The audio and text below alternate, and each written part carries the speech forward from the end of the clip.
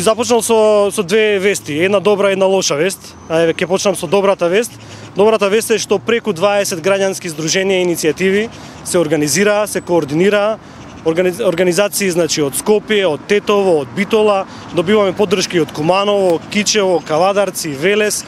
Ќе излезат сите организации со нивните поддржувачи во понеделник во 5 часот тука пред владата на Република Македонија да го изразат својот револт поради енормното аерозагадување.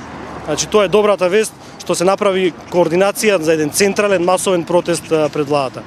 Лошата вест е што пред 1-2 недели Светската здравствена организација излезе со истражување и со заклучок дека воздухот кој што го дишеме е канцероген.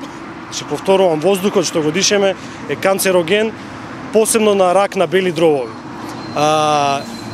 Екоактивисти од различни земји прават споредба дека загадениот воздух е еквивалентно исто како да дишеме 5 до 6 цигари дневно или преку 2500 цигари годишно.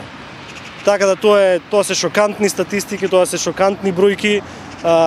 Ние како екоактивисти сме револтирани, ги повикуваме граѓаните, ги повикуваме мајките, татковците, баби, дедовци, ги повикуваме сите да дојдат во понеделник тука во 5 часот да го кренеме нашиот глас против загадувањето, да испратиме порака до надлежните да бидат сериозни, сериозно да го сватат проблемот, сериозно да работат, да не го релативизираат проблемот како што слушнавме вчера изјава од градоначалникот Трајановски, каде што вика дека местоположбата и немањето ветер е главен проблем. Тоа според мене е една скандалозна изјава.